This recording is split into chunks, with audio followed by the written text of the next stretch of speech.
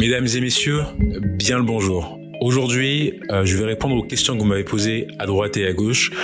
Et si vous voulez que je traite l'une de vos questions, mettez-la moi en commentaire et je ferai une prochaine vidéo FAQ. On va essayer de créer une nouvelle série sur cette chaîne. Alors c'est parti, première question. Salut Dylan, merci pour la vidéo. Actuellement, je suis en pleine réflexion pour la suite de mes études. De base, moi, je veux devenir expert comptable et commissaire aux comptes. Sauf que je sais pas si je travaille, si je fais mon stage dans un Big Four ou dans un petit cabinet. J'ai la crainte d'être trop spécialisé dans un Big Four. Surcoté. Ce qui est surcoté, c'est l'importance de la spécialisation ou non. Premier point, ce qu'il faut savoir, c'est que dans les grands cabinets, vous avez des cabinets qui sont spécialisés, d'autres non. Par exemple, dans le top 10, je vais parler de mémoire, j'étais passé par RSM. RSM, c'est généraliste les premières années. Grant Thornton, c'est généraliste les premières années. Mazars, c'est généraliste les premières années. Dans tous les Big Four de mémoire, ils sont tous spécialisés, c'est-à-dire que dès que vous allez rentrer, vous allez devoir candidater pour un secteur particulier. D'ailleurs, je vous le dis entre nous, c'est que le secteur de prédilection, si vous voulez vraiment découvrir l'audit de manière classique, c'est tous les secteurs qui touchent à l'industrie, au service et à la distribution. Tous les secteurs un peu spécifiques comme l'immobilier, les secteurs banque et assurance sont FSO, etc. Donc Financial Services. Tout ça, c'est des secteurs qui sont très très nichés et c'est des secteurs dans lesquels vous allez développer une expertise que vous n'allez pas forcément pouvoir exporter quelque part dans d'autres secteurs. Donc si vous voulez pas prendre de risques, foncez vers le secteur industrie et services des grands cabinets, et du coup ça me permet aussi de répondre à la question puisque si vous voulez avoir un Big Four mais ne pas être trop spécialisé, sincèrement vous n'allez pas prendre trop de risques en faisant industrie service. Deuxième point, je suis rentré dans le secteur qui s'appelle technologie, médias, télécommunications, mais dans mon portefeuille, mon principal client, c'était un client qui était dans l'énergie. Autrement dit, les secteurs sont très perméables. Ce qui se passe, c'est que dans les cabinets, tout est plus ou moins négociable. C'est pas parce que vous entrez dans le secteur, par exemple, industrie et services, qu'on va vous fermer la porte si vous voulez demain faire un job dans un secteur différent. Donc pour moi c'est surcoté de trop réfléchir par rapport au secteur, c'est pas si important que ça. Donc pour répondre à ta question, si la seule chose qui te freine par rapport au Big Four, c'est le secteur, vas-y. Maintenant, il faut quand même avoir conscience que pour moi la vraie différence entre petit et grand cabinet, c'est pas vraiment par rapport au secteur, mais c'est plus par rapport aux tâches qui te seront confiées. On pourrait se dire, après moi j'ai une philosophie qui est très différente et en fait je veux pas tomber dans la langue de bois, tu vois. J'allais te dire un truc du style ouais, dans les grands cabinets tu vas apprendre à manager, tu vas apprendre tout ce qui est commercial, alors que dans les cabinets qui sont plus petits tu seras mieux formé techniquement. Il y a une part de vérité dans ça. Mais moi je vais vous parler sur cette chaîne, je vais vous parler comme si je parlais en fait à une personne dans la vraie vie. Donc je vais pas me cacher derrière des éléments bullshit. Et je vais vous dire que être expert comptable, avoir un cabinet, c'est un business. Le business, contrairement à ce qu'on pourrait penser, c'est pas que la technicité. Ce qui fait la réussite business dans le cabinet, c'est aussi sa capacité à utiliser son réseau pour décrocher de nouveaux clients. Je suis passé par un grand cabinet, donc forcément, que je le veuille ou non, j'ai forcément ce biais qui consiste à considérer que c'est plus intéressant de passer par un grand que par un petit. Si j'étais passé par un cabinet qui était plus petit, peut-être que j'aurais une vision différente. Mais si tu veux ma vision à l'heure actuelle des choses, j'avais eu d'ailleurs dans mon cabinet une très bonne alternante qui était en DSCG. Elle est excellente. Et elle aussi, son objectif, c'était de créer son cabinet. Et j'avais eu cette discussion avec elle et je me suis rendu compte qu'en effet, en poussant la discussion, moi, je considère quand même que voilà, le business, c'est le business, c'est pas la technicité. Et si tu veux être bon en business, peut-être que tu dois aller chercher des compétences qui seront dispensées au sein des structures qui sont plus importantes. Prochaine question. Un DSCG peut-il intégrer facilement les bigs en passant par le master CCA? Pour répondre à ta question, par rapport au DSCG, en fait les grands cabinets, si tu veux, ce qui se passe c'est qu'ils vont avoir des critères, des écoles qui sont ciblées, qui sont target, que ce soit en école de commerce, en CCA, en IAE, en DSCG. Et pour le DSCG, du coup, les écoles qui sont ciblées, moi en tout cas à Paris, les écoles que j'ai le plus vues, c'était l'ENOS et l'INES Expertise. Donc pour moi, si tu fais l'ENOS ou l'INES Expertise, je sais que dans certains classements, on cite aussi l'ICS Béguet. Si tu veux maximiser ta chance d'être pris, je précise toujours à Paris parce que la sélectivité est moins importante en province. Si tu veux maximiser ta chance d'être pris dans un Big Four à Paris, voilà, je te conseille ENOS, INES pour le DSCG. La deuxième partie de ta question, c'est en passant par le Master CCA. Donc là, la réponse que je t'ai donnée, c'est vraiment si tu veux faire une école de DSCG. Autrement dit, tu fais pas de master dans une école de commerce ou dans un IAE, tu fais juste l'école de DSCG qui a pour seul objectif de te préparer aux 7 épreuves du DSCG. L'autre choix que tu peux faire, c'est de passer en effet par le parcours Master CCA en IAE ou en école de commerce, puis de passer ton DSCG de ton côté. Là, si tu te demandes si un Master CCA classique IAE ou école de commerce pour rejoindre Big Four, bien sûr, ça dépendra encore une fois du classement de ton IAE et de ton école de commerce. Donc voilà, grosso modo, école de commerce, essaie de taper dans le top 15, dans le top 20 des écoles, IAE dans le top 5. Une autre question de Wick qui demande avis sur EY et les autres Big Four au Luxembourg.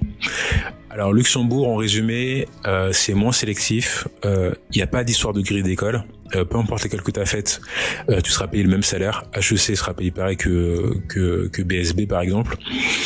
Les heures sup peuvent être payées. De mémoire, ils sont payés dans la plupart des Big Four, contrairement à Paris. En France d'ailleurs, partout en France, où tes heures sup sont pas payées. Tu peux travailler, tu peux faire des nocturnes. T'auras pas un euro de plus. Les salaires sont plus élevés. La vie est plus chère si tu vis vraiment dans le centre du Luxembourg, mais la plupart des gens, enfin il y a beaucoup de gens qui vivent aussi en périphérie ou qui sont frontaliers, donc qui vivent en France dans une ville qui s'appelle Chouinville pour aller travailler au Luxembourg. C'est pas aussi prestigieux que Paris.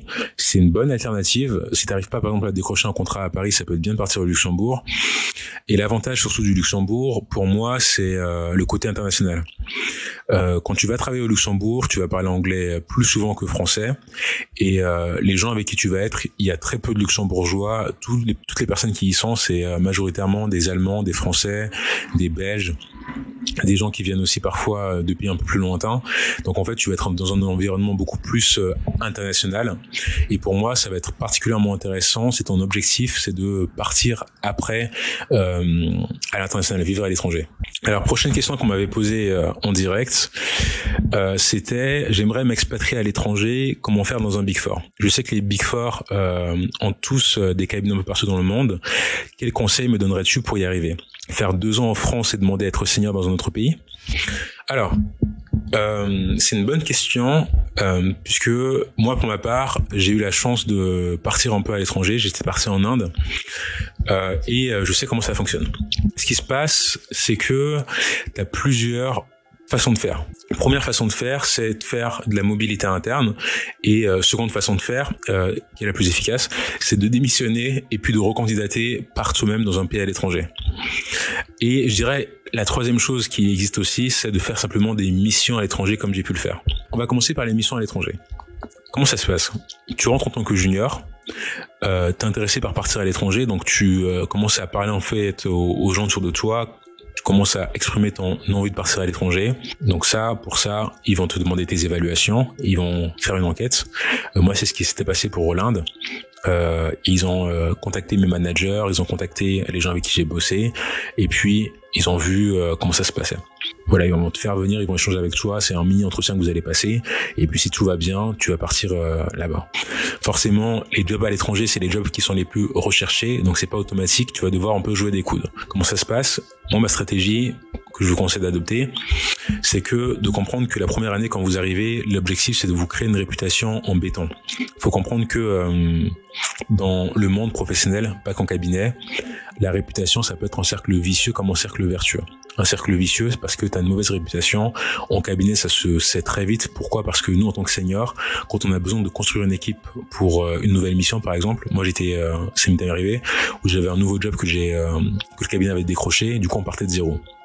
À ce moment-là, il a fallu qu'on recrute des stagiaires, des juniors, et pour faire ça, on va se demander avec qui on va vouloir bosser. On va dire tiens, il y a Thomas qui est disponible. On va pas forcément automatiquement dire vas-y Thomas, viens avec nous. On va d'abord se renseigner. Je vais d'abord demander au senior de ma promo, hey, t'as déjà bossé avec Thomas ou pas? Et puis il va me dire, ouais, il est cool, il bosse bien, il avance bien, il vient de découvrir l'audit, il est pas forcément fort en comptabilité, il vient d'une école de commerce, mais par contre, franchement, il est smart, il progresse vite. Donc je vais me dire, vas-y, je vais bosser avec lui. Par contre, ça me dit, ouais, mais Thomas, j'ai bossé avec lui, c'est bon, il est fort techniquement, etc., mais il pose pas beaucoup de questions et il est pas forcément très proactif. Pour moi, je t'avoue que ça s'était pas forcément bien passé avec le client. Donc en fait, c'était un truc de réputation qui se crée rapidement au cabinet et il faut comprendre ça dès le début et c'est pour ça que moi je conseille quand vous arrivez en cabinet les premiers mois de pas hésiter à faire du zèle, pas dans l'attitude, je veux dire à pousser en fait votre capacité de travail, à être beaucoup plus attentif, à vraiment essayer d'être carré du début à la fin d'une mission, au moins pendant les premiers mois, pour vous créer une bonne réputation. Tu peux faire de la mobilité interne, donc tu vas dire au cabinet, c'est là, comme tu l'auras compris, que c'est à partir du grade de senior souvent que ça c'est possible. Je suis dans le bureau de Paris, j'aimerais bien partir dans le bureau de Tokyo pendant 2 ans. Ils ont des besoins, est-ce que je peux y aller? Deuxième chose qui marche mieux que la mobilité interne d'expérience, moi j'avais eu un senior qui était justement dans un bureau en Europe qui était venu aussi à Paris. Et lui, il avait passé je crois qu'il m'avait dit peut-être plusieurs mois ou 1 an à essayer la mobilité interne, ça n'avait jamais fonctionné, tu vois. Et ce qu'il a fait, c'est qu'il a candidaté par lui-même, donc il a démissionné de son cabinet après avoir candidaté par lui-même à Paris et avoir été pris à Paris par le moyen justement de la candidature autonome quelque part. Alors nouvelle question, 3 questions en une qu'on va décortiquer une par une. Première question, j'aimerais avoir quelques conseils pour bien préparer le premier entretien téléphonique que j'ai avec un Big Four, notamment sur comment faire une bonne impression. Il y a 2 choses que tu dois maîtriser. Première chose, c'est que tu dois être capable de bien présenter ton storytelling. Et la seconde chose, c'est connaître le cabinet. Ce que les débutants peuvent faire, par exemple, c'est si je prends la situation que j'avais à l'époque, c'était de dire un truc du style bonjour, je m'appelle Dylan. Pour me présenter, je suis diplômé de Neoma et j'ai fait un stage de fin d'études chez RSM. Et mon objectif, c'est de travailler au sein d'une direction financière dans une boîte du CAC 40. Donc ça, c'est une présentation qui est chronologique et qui manque un peu de peps. Le moyen le plus simple, en fait, de faire une présentation avec beaucoup d'impact lors de l'entretien fit, c'est hyper simple. Tu commences l'entretien, tu commences par remercier. Tu dis bonjour. Alors avant de continuer, je voulais déjà vous remercier de me donner l'opportunité de défendre ma candidature. Mon projet professionnel, moi, c'est de passer 5 à 10 ans en audit financier avant d'évoluer vers la direction financière d'une grande entreprise. J'ai fait de mon mieux pour construire mes expériences autour de ça. Dans le détail, j'ai commencé par la comptabilité, tout simplement parce que j'ai compris que l'audit, c'était avant tout d'auditer ce que faisaient les comptables, et ça me paraissait important de maîtriser parfaitement les mécanismes comptables avant de devenir auditeur. Donc j'ai passé 12 mois mis bout à bout au sein de cabinets d'expertise comptable parisiens via 3 expériences de stage différentes. Ensuite, j'ai eu la chance de faire un stage en contrôle de gestion qui m'a permis de comprendre finalement comment l'information financière qui était produite par les comptables était concrètement utilisée. Sinon, pour finir cette présentation, dans la vie, je suis toujours très intéressé par tout ce qui touche aux finances personnelles. Pour moi, la carrière, c'est passionnant, mais il faut aussi savoir gérer ses finances personnelles qui sont un peu le fruit de notre travail. Je suis absolument pas un expert, mais j'ai eu de la chance. J'ai investi en 2016, après avoir présenté lors d'un exposé en anglais lors de ma licence les crypto-monnaies, le Bitcoin en particulier. J'ai investi à ce moment-là, et puis j'ai fait une plus-value qui m'a permis de financer une partie de mes frais de scolarité à Neoma. Ça, c'était la présentation que moi je déroulais pour tous les cabinets, pour tous les Big Four. J'ai commencé par dire, après les remerciements, tout de suite j'ai dit, mon projet c'est de passer 5 à 10 ans en audit pour évoluer vers la direction financière d'une grande entreprise. Vous allez voir, c'est un jeu d'échecs. Le fait de poser tout de suite les bases de son projet, c'est ce que j'appelle le storytelling, parce que vous commencez par la fin. Pourquoi c'est important? C'est parce que après que je dise ça, quand je commence à dire j'ai fait de la comptabilité, j'ai fait du contrôle de gestion, j'ai rejoint RSM, tout ça, ça paraît comme étant une suite naturelle et une suite logique. J'ai même pas besoin de justifier le pourquoi du comment. Parce qu'à partir du moment où j'ai expliqué que moi, je veux travailler 5 à 10 ans en audit, puis après dans la direction financière d'une grosse boîte, tout le reste prend du sens. Deuxième chose importante, la stratégie que j'avais adoptée, et c'est là où vous faites un peu smart, c'est que, en gros, pour moi, c'était l'ascension, tu vois. L'ascension des petits cabinets, d'abord en comptabilité, puis en audit, cabinet taille moyenne RSM, pour aller vers le Big Four. C'est un truc que j'ai compris plus tard. J'ai décidé d'être beaucoup plus offensif dans ma présentation. J'ai pas essayé de cacher mon ambition par rapport au cabinet du CAC 40, par rapport au Big Four, en disant ça va faire trop d'en parler. Non, je me dis, je suis en face de gens qui sont dans des Big Four, ils veulent savoir qu'est-ce que j'ai dans le fond de mon cœur quelque part, et donc j'ai décidé d'assumer les choses en disant, ok, moi je veux le CAC 40. Et pourquoi un Big Four? Parce que les Big Four sont mieux placés que n'importe quel autre cabinet pour me permettre de rejoindre un CAC 40. Point. Deuxième chose qui est importante en fait pour réussir vos entretiens et pour faire bonne impression quand vous avez l'entretien RH avec le fit là, c'est le côté où vous devez aussi bien connaître à qui vous parlez. Le conseil que j'ai pour vous, c'est d'envoyer des messages LinkedIn à des juniors idéalement, parce que c'est des gens qui sont plus disponibles que des seniors ou des managers, et vous leur dites hello XX, je suis diplômé de Neoma. Comme ça va créer une connexion avec la personne avec qui vous parlez. J'ai un entretien avec tel cabinet tel jour. Est-ce que tu seras disponible 5 à 10 minutes? C'est important de préciser le temps pour ne pas faire peur, pour un échange téléphonique. Donc moi, j'ai envoyé ce message-là, je vous jure, à chaque fois que j'avais un entretien avec un cabinet, j'envoyais ce message-là à au moins 6-7 personnes et j'espérais avoir 2 réponses. Quand vous allez faire ça, vous allez échanger de vive voix. C'est important l'entretien téléphonique et pas simplement des messages sur LinkedIn, parce que ce qui est important dans ça, c'est l'informel. C'est que les gens vont vous lâcher des informations qui sont pas confidentielles, mais ils vont vous lâcher des informations qui vous permettront, quelque part des informations d'insider, qui vous permettront de comprendre exactement quelle est la vraie différence entre tel cabinet et un autre, parce que dans les grands cabinets, malheureusement, ils se ressemblent tous un peu. Pourrais-tu également me donner une idée de ce à quoi ressemble la suite du processus de recrutement dans un Big Four? Alors, pour les process au sein des Big Four, c'est toujours plus ou moins la même chose. Entretien fit, donc en gros un call avec la RH de 15, peut-être 5 à 10 minutes, 15-20 minutes, quelque chose comme ça. Après, tu vas recevoir des tests en ligne. Donc je réfléchis en même temps, mais en gros c'est ça. Tu vas recevoir des tests en ligne, tu vas recevoir un mail avec des liens pour faire les tests de français, d'anglais, de raisonnement, qu'il faut bien préparer en amont d'ailleurs. Ensuite, si jamais l'entretien fit plus les tests se sont bien passés, tu vas être convoqué. Soit tu seras convoqué individuellement pour passer un entretien avec les managers, etc. Ou soit tu vas participer à des entretiens de groupe. Donc voilà. Donc la suite en tout cas c'est entretien de groupe, entretien manager ou que entretien manager. Et puis si c'est bon, tu auras le dernier entretien qui est un entretien partenaire associé, où là c'est un entretien beaucoup plus déstabilisant, informel, où faut t'attendre à tout et n'importe quoi. Et c'est vrai que ce qui se dit souvent pour l'entretien à partenaire, c'est que c'est très informel, il va te poser des questions sur ta vie, sur tes ambitions, sur tes centres d'intérêt, beaucoup plus que sur la partie business. Autre question qui me demande, en tant que junior auditeur, est-ce qu'on va aussi chez le client? Ouais, vous allez aller chez le client, en fait vous faites partie d'une équipe d'audit, donc si l'équipe d'audit se déplace, vous allez vous déplacer aussi. Une question, est-ce que tu penses qu'il y a une différence de salaire entre le PGE, programme grande école, donc c'est le master phare des écoles de commerce, et Master of Science, master spécialisé au sein de la même école, où les RH s'arrêtent jusqu'au nom? Alors, voilà, dans les écoles de commerce, 3 formations, programme grande école, programme superstar, programme voie royale. Dans les programmes grande école, vous avez une spécialité en CCA, donc comptabilité, contrôle de gestion et audit financier, qui vous permet d'avoir des équivalences du DSCG. C'est le master qu'il faut faire, absolument, que je vous conseille en tout cas. Après, vous avez master spécialisé qui se fait en un an, qui permet de redorer souvent à l'image de votre diplôme de base, de votre PGE.